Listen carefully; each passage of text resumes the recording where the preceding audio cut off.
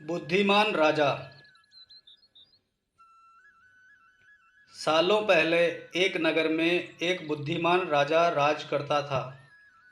उनकी बुद्धि और होशियारी की चर्चा दूर दूर तक थी। राजा कभी भी बिना सोचे समझे कुछ नहीं कहता और ना ही किसी आरोपी की बात सुने बिना उसे सजा सुनाता था। उसकी बुद्धिमत्ता के चर्चे सुनकर आसपास के राजा, रानियां और राजकुमारी आदि उनसे जलते थे। इसी जलन के चलते सभी उस राजा की बुद्धिमत्ता की परीक्षा लेने के लिए नए नए तरीके अपनाते थे। हर बार राजा दूसरे राज्य के शासकों द्वारा ली गई परीक्षा में खरा उतरकर खुद को होशियार और योग्य राजा साबित करता था। एक दिन राजा की परीक्षा लेने के लिए एक राजकुमारी आई। उसके हाथों में दो फूलों की माला थी।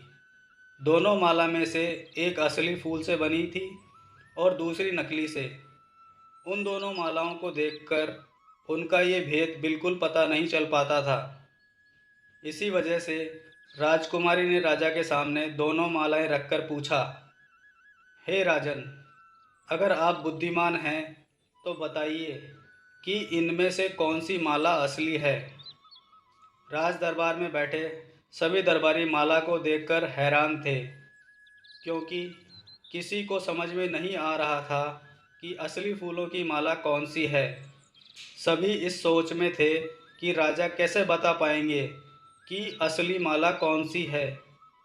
राजा भी माला को देखकर परेशान होने लगे। उसी वक्त उनके दिमाग में कुछ तरकीब आई। उन्होंने तुरंत अपने एक सेवक से कहा, बगीचे की सारी खिड़कियां खोल दो। सेवक ने बगीचे की खिड़की को जैसे ही खोला तो राजा ने देखा कि फूलों में बैठी मधुमक्खियां खिड़कियों से राज दरबार में आ रही हैं। वो कुछ देर मधुमक्खियों को ही देखते रहे। जैसे कि एकाध मधुमक्खी एक फूल की माला में बैठी, वैसे ही राजा ने कहा कि अब मैं बता सकता हूँ कि असली माला कौन सी है। राजा ने तुरंत उस माला की तरफ इशारा किया जिस पर मधुमक्खी बैठ रखी थी।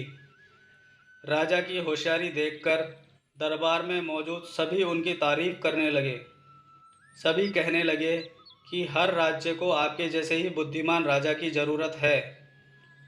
राजकुमारी भी राजा की बुद्धिमत्ता देखकर खुश हो गई। उसने भी बुद्धिमान राजा की तारीफ में कुछ शब्द कहे और वहाँ से अपने राज्य की ओर निकल पड़ी।